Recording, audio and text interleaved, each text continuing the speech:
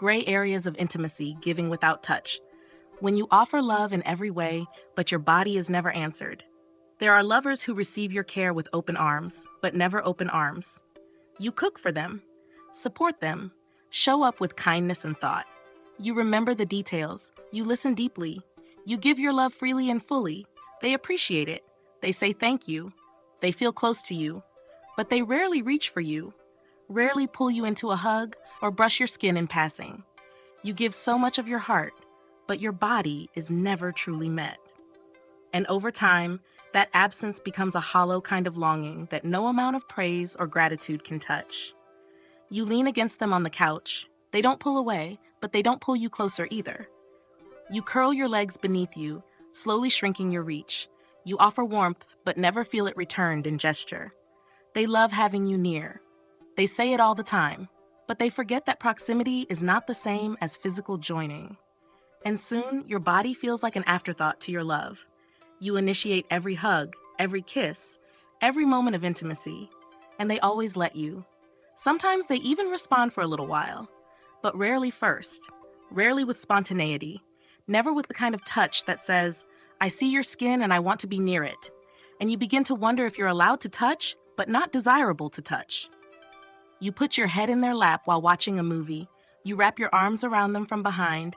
You hold their hand in public. They don't flinch. They don't resist, but they never melt into it. Their body remains neutral, kind, still, and that stillness slowly starts to hurt, not because it's cold, but because it's never warm. You rub their back when they're tired, hold them when they're quiet, cup their face when they're breaking. But when the ache is yours, they sit nearby, watchful, even attentive, but never gathering. You tell yourself not to ask, not again, because touch that must be requested starts to feel like a burden, and eventually your own hands learn to stay folded in your lap. You lie next to them in bed, reaching with a leg, a shoulder, the smallest gesture. They don't pull away, but they don't respond. You face the wall, wide awake, your back aching for a palm, for fingers tracing tenderness across your spine. But the night stays still, and you wonder how love can feel this close and still leave you untouched. You start to keep score, not because you're petty, but because you're hurting. You notice how many times you reached, how many times they didn't. You wonder if they even noticed the absence, or if they've grown so used to your touch, they forgot it was a gift. And that thought hurts more than rejection, because it turns your giving into something invisible. You say one night, I miss being touched. They look surprised, say, but I'm always here. And in that moment, it lands. They think presence is the same as contact, that sitting beside you counts, that sleeping beside you counts. But your skin knows better. It knows the difference between being allowed to give and being met in return.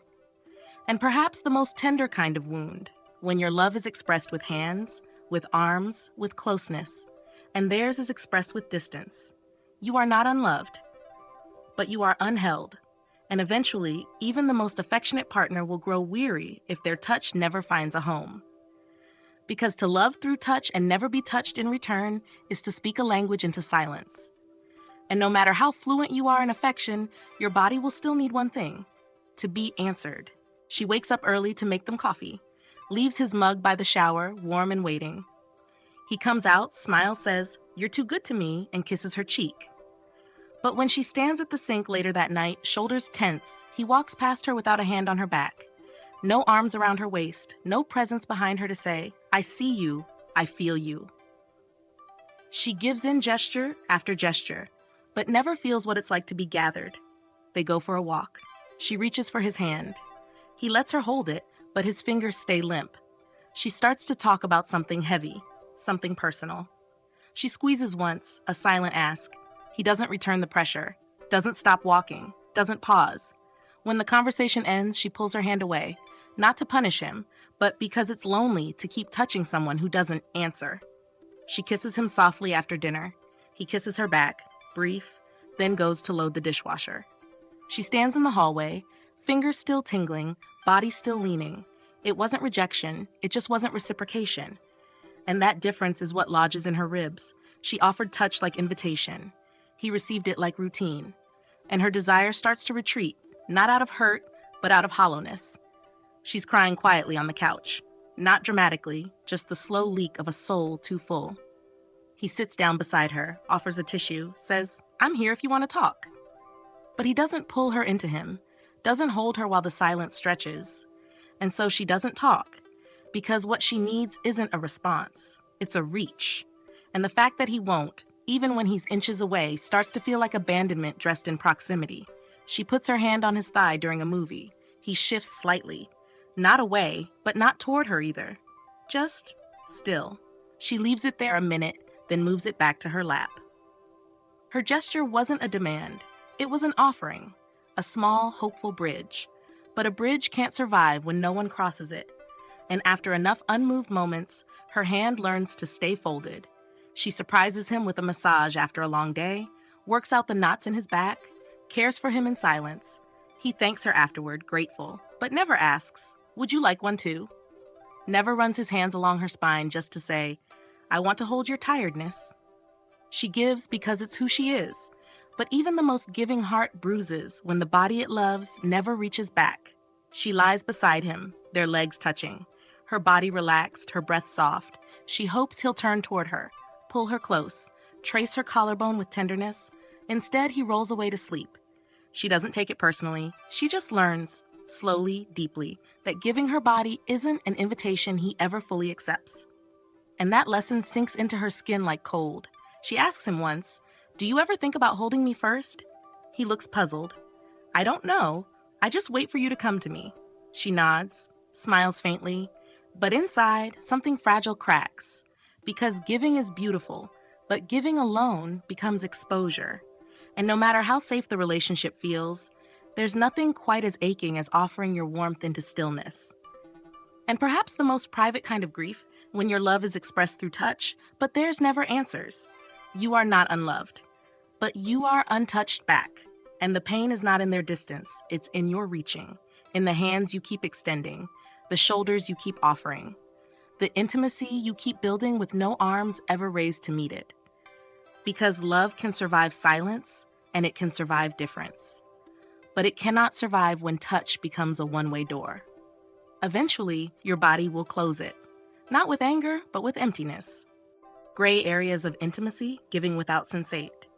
When you offer everything with feeling, but they never truly feel you back. There are lovers who let you love them in full color. You bring your warmth, your attunement, your intuition. You notice their breath when it shortens. You adjust your tone when their energy shifts. You bring flowers when the week's been heavy, not for the gesture, but because their spirit felt quieter. You love them sensitively. And they thank you. They say, "You're so thoughtful." But they never mirror the depth of noticing, never track you back. You offer presence, but they stay in response mode. And eventually, it feels like loving through fog. At first, it seems like a good fit. They're receptive, calm, grounded. They don't reject your care, but they don't register the signals behind it either. You adjust, naturally, pull back when they need space, show up when they're tense, soften your voice when they get quiet. But when you begin to fade, when you sigh a little too long, they don't pause. They don't read you. They wait for you to speak. And you start to feel like someone who can feel everything, but is never felt back. You shift your energy around them, slower when they're anxious, brighter when they're low. You pick up on the nuance they don't say. You match their breath in hard conversations. But when your tone tightens or your eyes cloud, they don't ask. Don't notice. Don't tune in. You're always the emotional barometer. Always the one sensing. And sensing without reciprocity turns tenderness into labor. They love your depth, love your way with words. They call you intuitive, empathic, wise. But they don't ask how you feel unless you spell it out. They don't notice when your answers are clipped or when your laugh is a little forced. You offer your inner world like a hand held open, and they just hold the edges, politely. Without curiosity, without entering. You try to show them. You pause, withdraw, give subtle signs. Their attention doesn't waver. They're present, but not attuned. They say, "What's wrong?" And it's not the question that hurts. It's that you had to ask to be felt, that they didn't sense the shift until it became visible, that your emotional ecosystem goes unnoticed unless it storms. You tell them something vulnerable, layered with feeling. They nod. say, "Makes sense." But they don't lean in. Don't echo the emotion. Don't hold it with depth. You offered something energetic.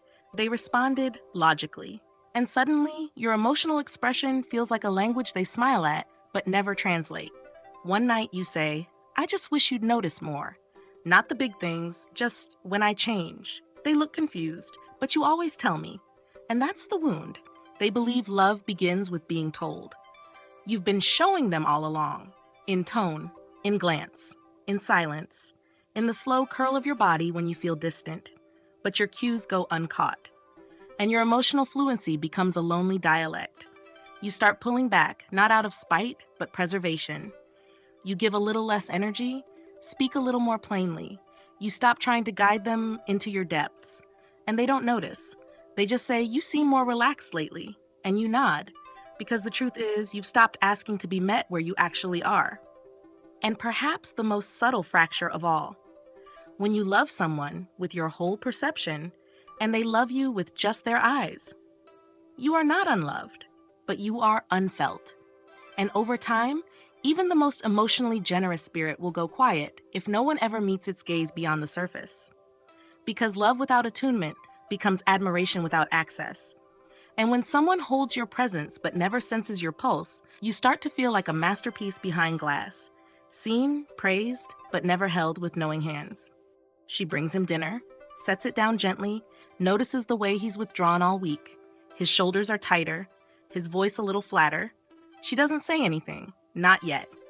She just sits nearby, soft, available, tuned in. He eats, thanks her, tells her the food's good, but never turns to her and says, "I've been off, haven't I?"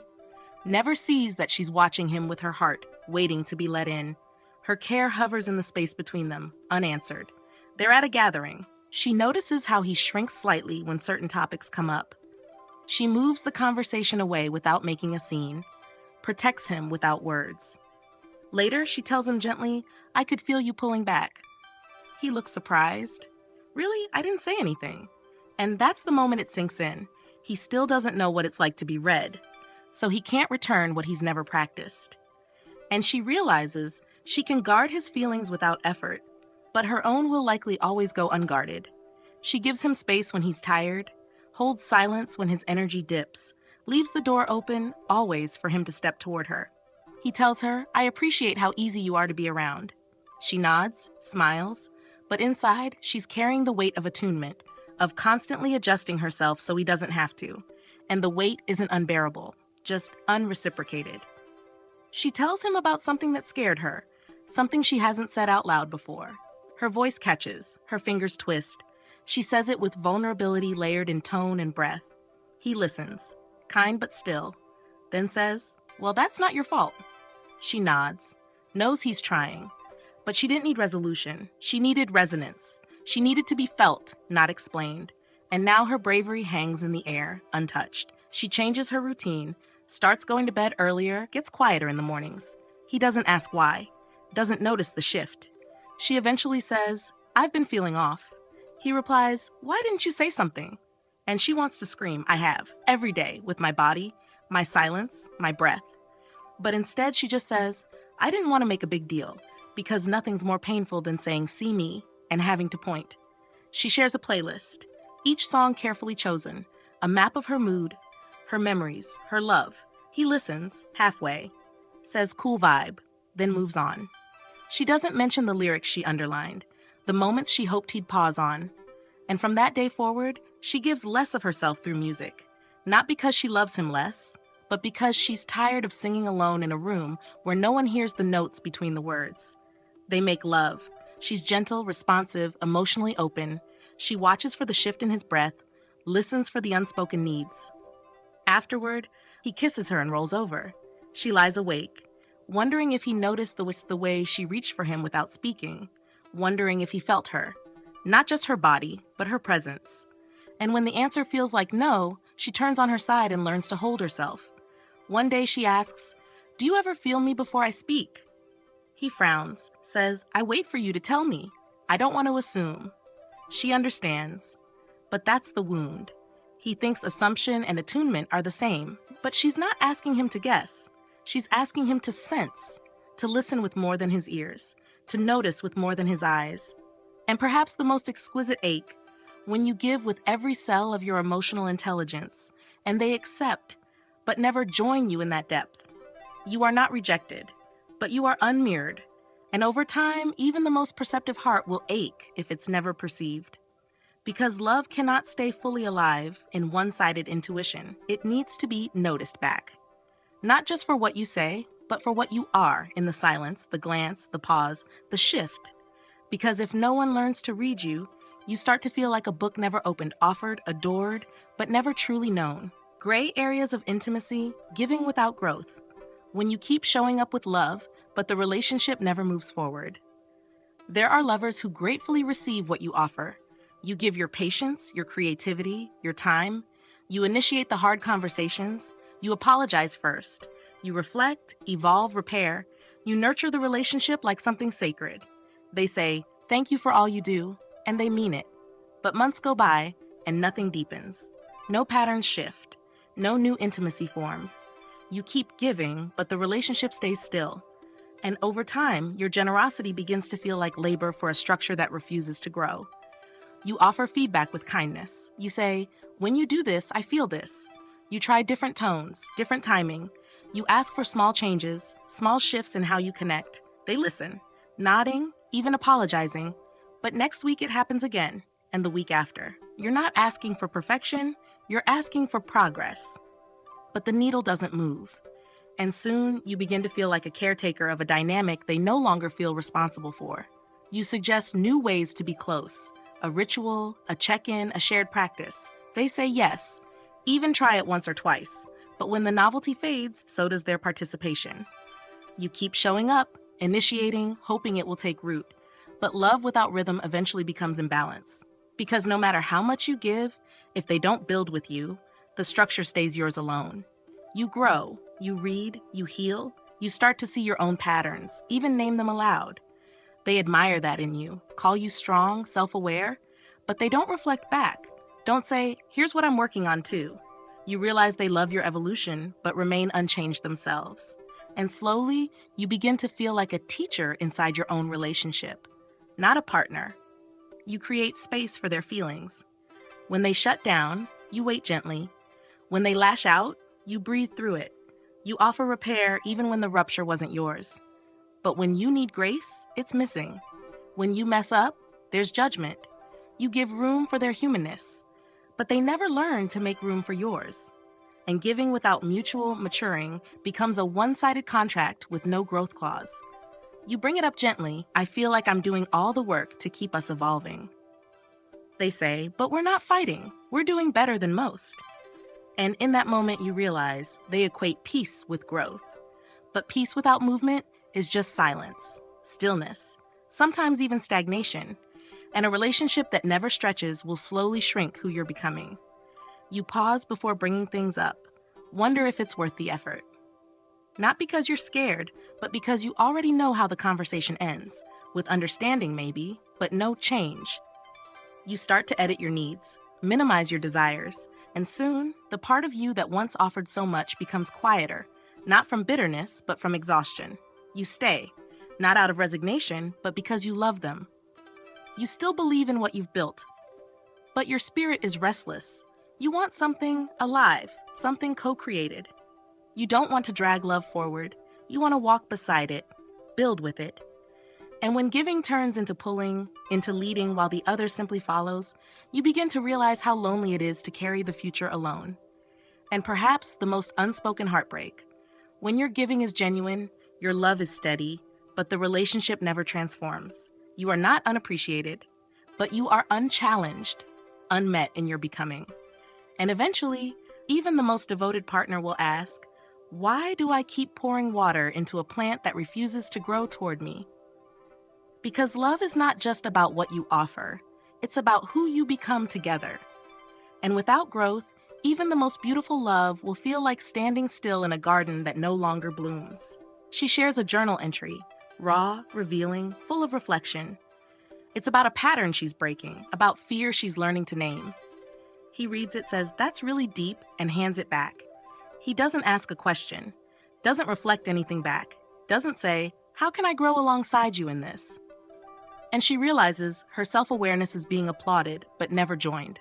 She plans a night to talk, not about logistics, not about schedules, but about them, about how their bond could expand. She lights a candle, makes space, he listens, nods, says, I hear you. But the next day, everything stays the same. The changes she hoped to co-create fall flat. She wasn't looking for magic, just motion. Just a sign that her effort wasn't floating in still water. She starts therapy, begins healing old wounds, recognizing her triggers, learning to respond with more grace. He says he's proud of her, but doesn't consider how he might do the same. Doesn't ask what she's learning, doesn't reflect on his own patterns. He benefits from her growth, but he doesn't match it. And slowly, she starts to feel like her becoming is outpacing their bond. She forgives him quickly when he slips up, gives room for imperfection. She brings repair even when it's not her responsibility.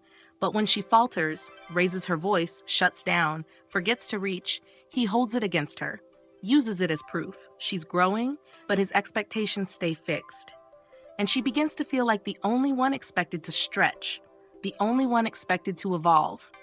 They've had the same conversation 4 times. She brings it up calmly, offers new language, a softer tone, hopes this time it will land. He agrees in the moment, but nothing changes. She's offering direction, not demands, invitation, not pressure. But her hope keeps dying in the same place, the space between his agreement and his action.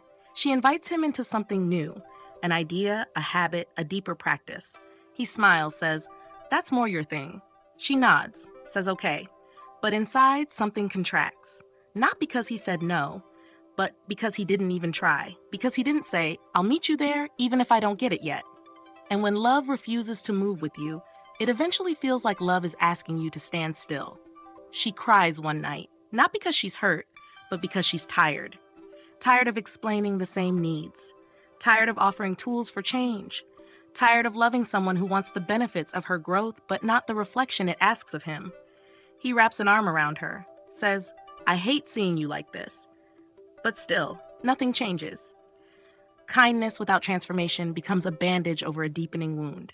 She brings up the distance she feels, not physical, but emotional, a lack of forwardness, a dulling of intimacy. He says, we're fine, we're not broken. But that's not the point. She doesn't want to be fine. She wants to become something better, something alive, something that doesn't settle into patterns that no longer hold who they are becoming. And she begins to realize he wants to stay. She wants to move. And perhaps the most invisible erosion, when your love is not ignored, but it's never mirrored. You are not unloved, but you are unmatched. Your emotional effort is met with approval, but not contribution. And slowly, you stop wanting to give, not out of resentment, but because giving without growth becomes a ritual of diminishing return. Because love that doesn't evolve with you eventually starts to feel like you're evolving alone. And the most painful thing is not that they won't grow, it's realizing they don't see why they should. Gray areas of intimacy, giving without kindness. When you offer your love freely, but it's never treated gently in return. There are lovers who let you give everything. They accept your efforts, lean into your presence, say thank you when you show up with your full heart. You support them, care for them, adjust for their moods. You give because you want to. But slowly, painfully, you realize they don't meet your giving with warmth. They receive, but not with kindness. They take what you offer, but never wrap it in tenderness. And over time, your care starts to feel like something expected, not cherished.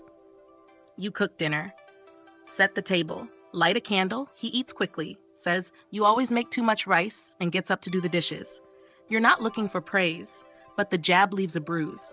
He doesn't see the way you planned his favorite meal, doesn't see the gesture. He sees the details and corrects them. Your giving isn't rejected, it's just handled. And love handled without softness starts to hurt. You rub his shoulders at the end of a long day.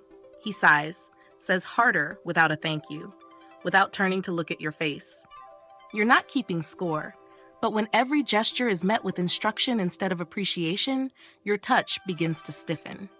You start to wonder if you're offering care or performing a task, because love that becomes a service will slowly stop feeling like love. You stay up late to talk through his stress, Sit with him in silence. Offer your calm. He says, "You're good at this kind of stuff." Then turns over and falls asleep. But when you need comfort, when you get overwhelmed, he sighs audibly before asking what's wrong. Still shows up, but with resistance in his breath.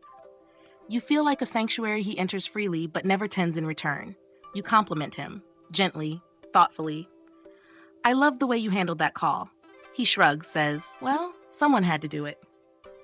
You bring brightness, and he meets it with indifference. You start to hesitate before sharing softness, because softness given to someone who never reflects it back becomes a risk more than a gift. You ask what he wants for his birthday. Plan it thoughtfully. Deliver it with care. When your birthday arrives, he gets you something rushed, generic, and jokes, "You're hard to shop for anyway." He's not mean. He just doesn't land his love in the way you do. He doesn't realize that the sting isn't in the gift, it's in the tone. That love without kindness doesn't need to be cruel to wound. It just needs to be careless. You bring up your needs. Ask for more presence, more gentleness. He rolls his eyes, says, "Here we go again." You've given patience, time, devotion. You're not asking for extravagance, just grace. And when even that is met with sarcasm or fatigue, it becomes clear your giving is welcome, but your humanity inside that giving is not. And that is the deepest erosion of all. Eventually, you start giving less, not out of resentment, but out of self-preservation. You speak less sweetly, hug more briefly, stop doing the little things, not because you stopped loving, but because you started protecting the part of you that got bruised every time kindness didn't meet you back. And perhaps the most misunderstood heartbreak, when love is allowed to exist, but never allowed to feel good. You are not unloved, but you are untended. Your giving is received like obligation, not blessing, like routine, not ritual. And even the most generous spirit will tire in a place where its offerings are met with cold hands. Because giving without kindness is like singing into a room that never echoes. And without kindness, love loses its warmth until it becomes little more than function wrapped in silence. She wakes up early to warm his coffee, leaving it on the nightstand with a quiet note. He sees it, takes a sip, and says, "You made it a little strong." She nods, smiles faintly, but inside something wilts, not because he was ungrateful, but because he reached for correction before tenderness. She gave something gentle and it came back hardened. She folds his laundry with care, smoothing out the sleeves the way he likes. When he picks up the stack, he says, "Thanks, next time don't fold the collars like that." There's no malice in his tone, but there's no kindness either. And in that space between effort and critique, a quiet bruise forms. Not big enough to scream, but just sharp enough to change the way her hands move the next time. She checks in after his hard meeting, asks how he's doing. He says, "You don't have to keep asking, I'm fine," without looking up from his phone. She hadn't been expecting a full debrief. Just a moment of mutual softness. Just a glance that said, "I see you seeing me." But instead, she feels like a burden for her care. And that shame stays. Longer than it should. They're in the kitchen. She touches his shoulder lightly as she passes. He doesn't flinch, but he doesn't return the touch. A few minutes later, he says, "Can you not hover when I'm cooking?" She hadn't realized her tenderness had a weight. She walks away, suddenly hyper-aware of her presence. Her love was gentle, but it wasn't welcome. And that's a grief few people have language for. She sends a thoughtful message midday, something small, something warm. He replies, "Busy, talk later." She understands. Work is work, but later never comes. And when she brings it up, he says, "I acknowledged it." And that's what cuts the deepest, not that he didn't reply, but that he believes acknowledgement is the same as engagement. That her giving doesn't need to be felt, only managed. She opens up about something that's been weighing on her. Her voice is tender, her tone open. He responds, "You always feel so much," not unkindly, just with that familiar edge of exhaustion. She tucks her feelings back into their box. Not because she doesn't trust him, but because she's tired of her depth being survived instead of softened. She plans a small celebration for him. Balloons, his favorite food, a card with words she's been saving. He smiles, says, "You really didn't have to do all this," and eats quietly. She watches him from across the room, trying to believe that appreciation and gentleness aren't the same thing. But her heart knows better. Her heart knows that giving into silence feels like shouting into a void. She tries to explain it one night. "I don't need more," she says. "I just need it to feel kinder." He looks at her confused. "I'm not mean to you." And she realizes he measures kindness by the absence of cruelty, but she measures it by the presence of care, of softness, of response. And that misalignment is slowly undoing the roots of her love. And perhaps the hardest truth to name, when your giving is accepted but never honored. You are not unloved, but you are unsoftened in return. And slowly, your body begins to hesitate. Your words become careful, your offerings smaller. Because love, no matter how deeply it lives inside you, cannot thrive in a space where tenderness goes unmatched, where kindness becomes a one-way language, where every act of care lands with a thud instead of an embrace. And in time, even the most loving soul will ask the question it hoped never to voice: why do I keep giving when no one ever gives me back warmth with their hands? Gray areas of intimacy, giving without activity. When you offer so much to the relationship, but they never move with you. There are lovers who accept your love with ease. You plan the weekends, remember the birthdays, initiate the hard conversations. You manage the calendar, the connection, the emotional tone. They say, "You're so thoughtful," and they mean it. They don't resist you.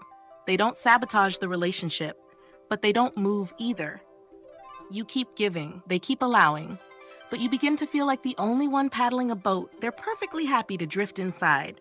You book the trip, make the dinner reservations, start the home projects. They show up, grateful, but never initiating. Never saying, "Let me take care of this." Never building momentum beside you. They're not unwilling, they're inactive. And giving into that stillness eventually starts to feel like dragging love uphill. You reach out first, every time. You text to check in, plan the date, suggest the conversation. They respond always, lovingly even, but never start, never offer, never carry the weight of the moment. And your offerings, though appreciated, land in a space that feels flat. You're not ignored, but you're not answered. You try stepping back just to see what happens. A day passes, 2, no plans made, no new effort. When you finally say, "I missed you," they say, "I figured you were busy." And you realize your absence doesn't register as an opening for their effort, only as a pause in yours.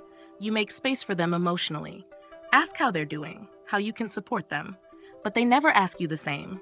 They never lead, never invite, never create something new between you. They receive care, but don't generate connection. And the result is a love that always flows to them, but never from them. You plan a meaningful night, candles, music, intention. You hope it will inspire more shared presence. But the next night, they go back to their routine. You wonder, did it mean something? Did it spark anything? And when nothing changes, you realize that your giving may be seen, but not moved with. They appreciate you, but they don't activate with you. You bring it up, gently. "I feel like I'm always the one creating our rhythm." They say, "But I always show up when you do." And that's when it lands. They think presence is the same as participation. But showing up for what someone else builds isn't partnership. It's attendance. Eventually you get tired, not of loving, but of moving alone. You slow down your offering, not to punish, but to breathe. You want to see if love will still move when you stop pushing, but it doesn't. And the silence that follows isn't angry, it's empty. And perhaps the quietest heartbreak, when your giving is steady, your love is clear, but nothing moves forward. You are not unappreciated, but you are unguided. And even the most intentional giver will grow weary in a love that never adds motion to meaning. Because without shared activity, connection becomes weight you carry, not a world you build together. And in time, even the most generous heart will long for more than stillness. It will long for someone who moves too. She plans a weekend getaway, picks the place, books the room, arranges every detail. He shows up, suitcase packed, smiling, says, "You always know how to make things special." But when Monday comes and life resumes, he makes no mention of planning the next one. No reflection, no reciprocity. She gave an experience, a memory, a rhythm, and he gave thanks, but no response. Her love went somewhere, but nothing came back. She cooks dinner after a long day, plates it beautifully, even lights a candle. He eats it gladly, says it's good, and leaves the table. No offer to clean, no suggestion to cook the next night. She didn't do it for praise, but she also didn't do it to feel invisible. And when generosity is met with stillness, something in the giver starts to fade. She initiates the walk, the talk, the touch, always the first to say, "Want to do something together?" He says yes, every time. But he never says, "I miss you, let's go somewhere." He thinks he's being easygoing, low maintenance, but she feels alone in the motion. Like the architect of a love he simply lives inside, never thinks to rebuild with her. They've stopped doing new things together, not out of conflict, but comfort. She keeps trying to inject spontaneity. Little adventures, invitations to be playful, curious, alive. He accepts sometimes, but never initiates, never says, "I've planned something for us." And she begins to feel like she's loving for two people. One heart-creating activity, one simply saying yes. She joins a new class, shares what she's learning, invites him to join. He says, "You should enjoy it. Sounds like your thing." She nods. But inside, a small ache blooms. Not because he declined, but because he didn't even consider it. Because sharing something you're excited about with someone who only stands on the edge slowly teaches you to stop inviting them in. She creates a playlist for their anniversary, each song chosen for a moment they've shared. She plays it in the car one night. He says, "This is nice," and turns it down halfway through.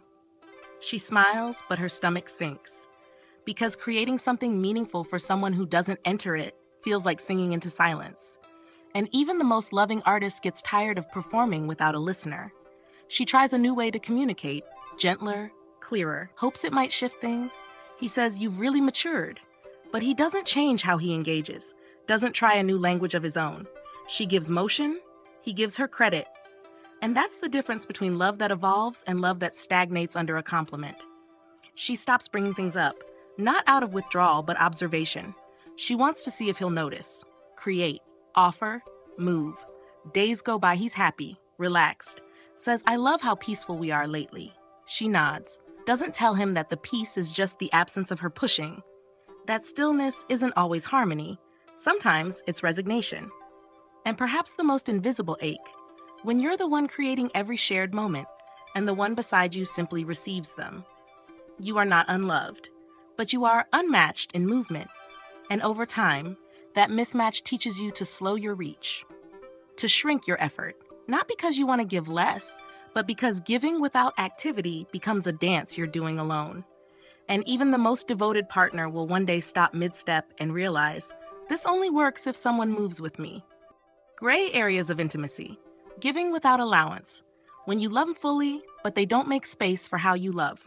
There are lovers who enjoy being cared for. They like your loyalty, your attentiveness, the way you anticipate their needs before they name them. They'll take your offerings, the meals, the emotional support, the thoughtful gestures. But slowly, you begin to notice they only want to be loved in ways that feel comfortable to them. You give generously, but they narrow the ways you're allowed to express that love.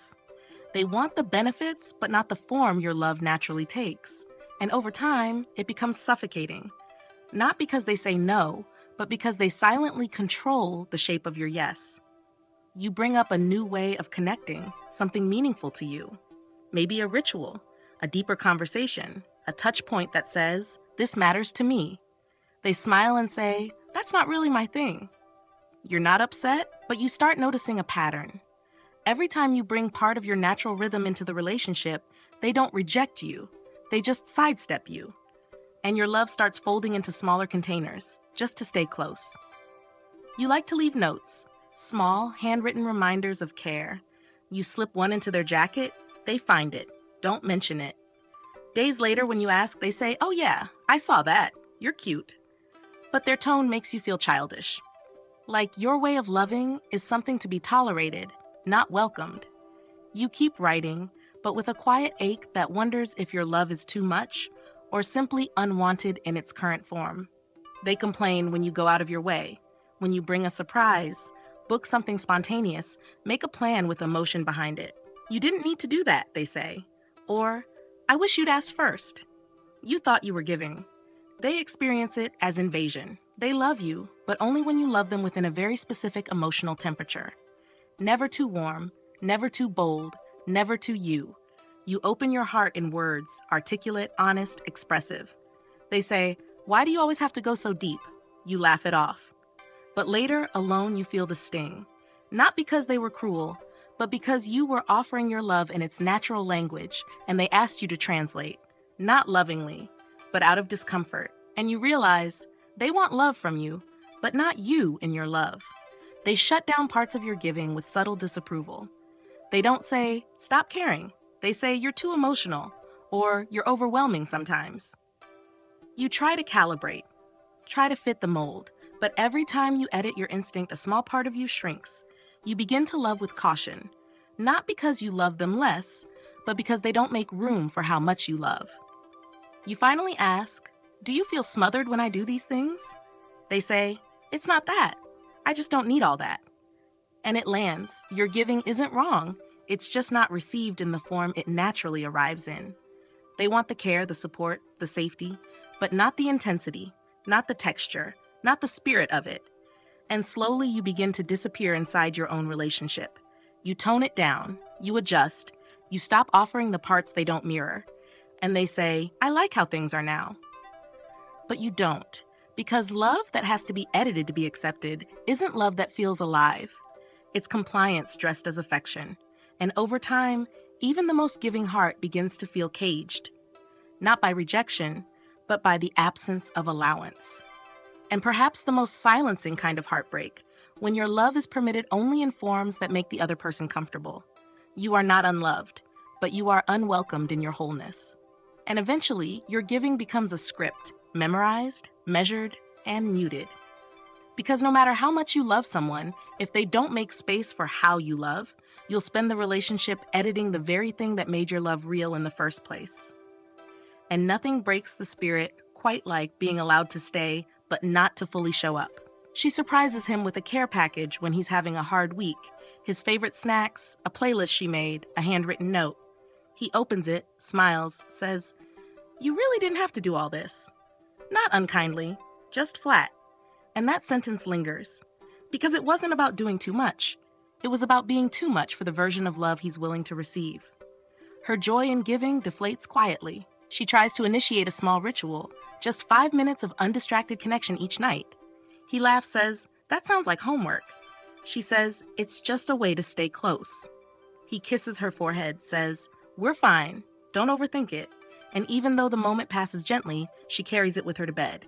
Because she wasn't trying to fix something. She was trying to nurture it. But her effort was filed under unnecessary. She sends him a voice memo, soft, emotional, unpolished. The kind of thing that says, "I trust you with this part of me." Hours pass, no reply. When he finally does, it's a thumbs up emoji. She pretends it's enough, but something in her chest begins to curl inward. Not because he rejected her, but because he made no room for the way her love sounds when it isn't tidy. She writes him a letter on their anniversary, long, poetic, deeply personal. He reads it and says, "You're always so intense with words." She smiles, says, "Yeah, I guess I am." But what she doesn't say is that her words were the most honest part of her, that what he called intensity was actually vulnerability. And when that part is met with a casual shrug, it stops showing up.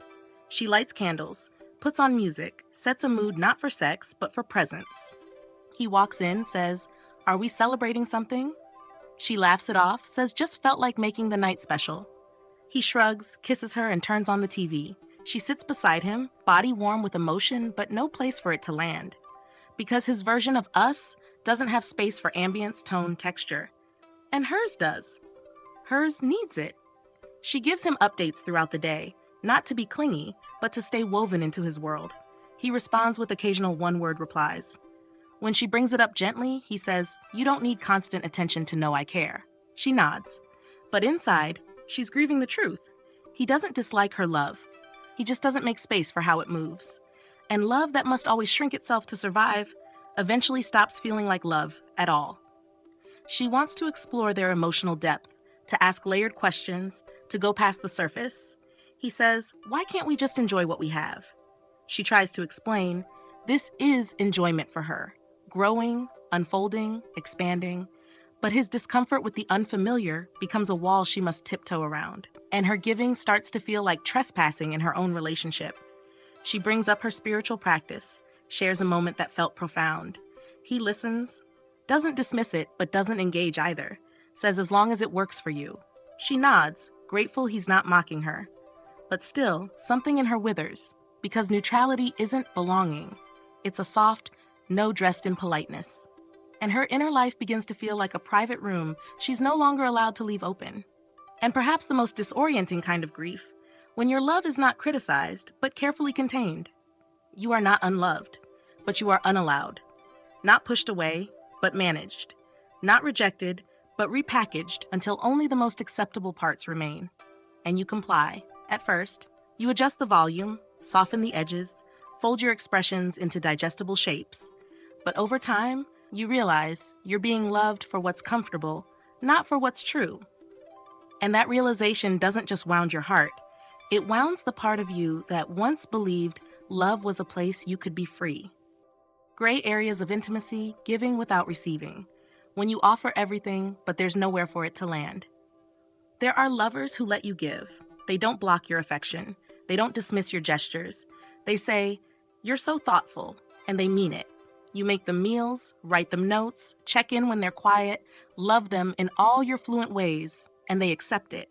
Smile, say thank you, but they never return it, never mirror it, never bring their own offerings back into your hands.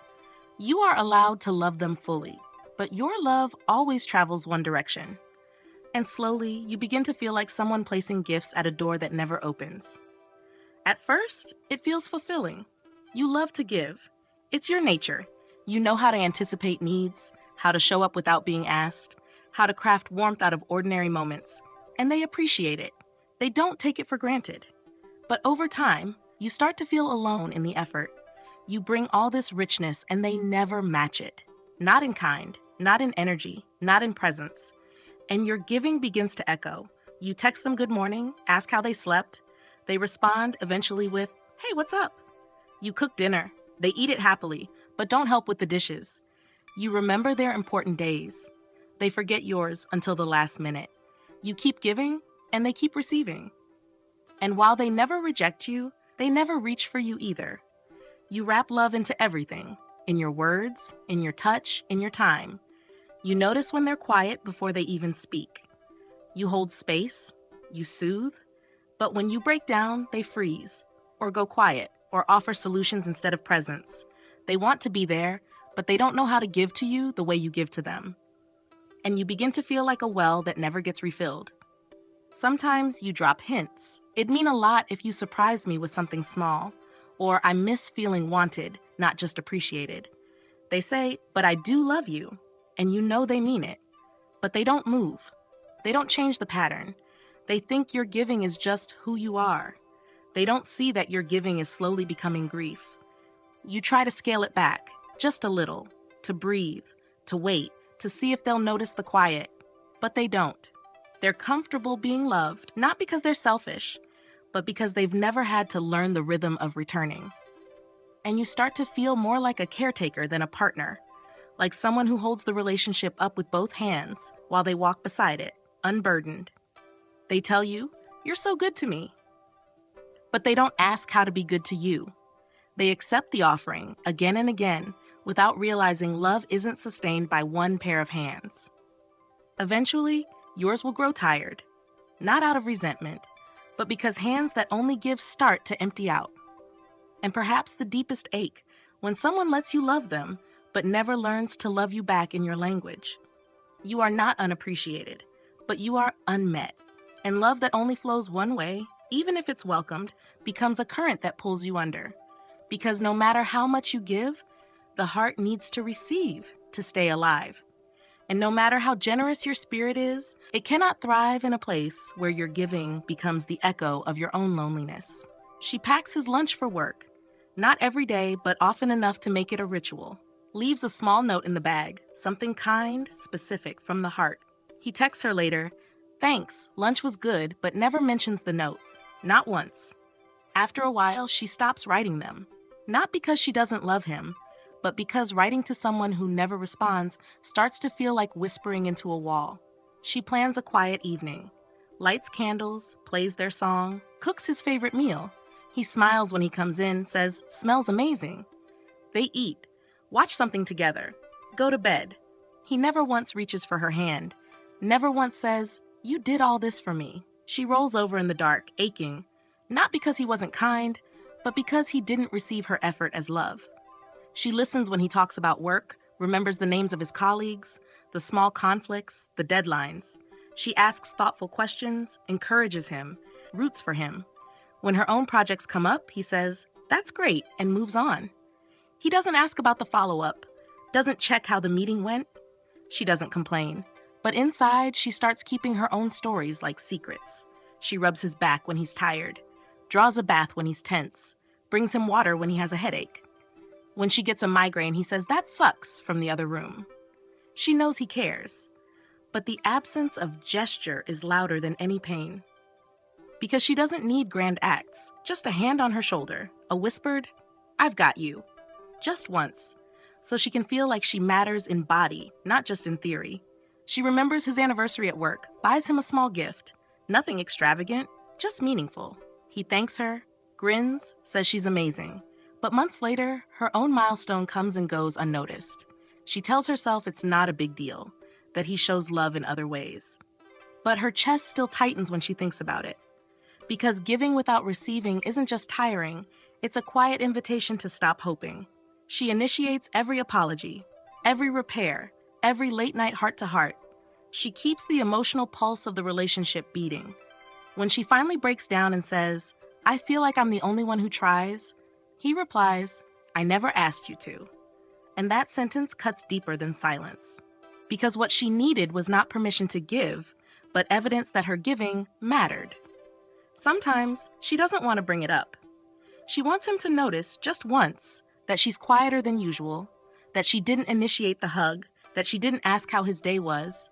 She wants him to feel the absence of her giving and miss it. But he doesn't. Not because he doesn't care, but because he's so used to her love, he's forgotten it's something that can be lost. She starts to question herself. Maybe she's too much, too intense, too attentive. Maybe expecting reciprocity is selfish. But late at night, when her hands are empty and her heart is full of unreturned gestures, she knows love isn't a transaction, but it is a conversation. And a conversation with only one voice eventually becomes a monologue. And perhaps the deepest kind of wound, when your love is received with gratitude, but never returned with intention. You are not unloved, but you are unfed. And over time, even the most generous giver runs dry. Not because they wanted to stop loving, but because the silence on the other side grew heavier than the love in their hands. Because love must be held to stay alive. And no matter how full your heart is, it will always long for one thing in return, to feel it's beating beside another.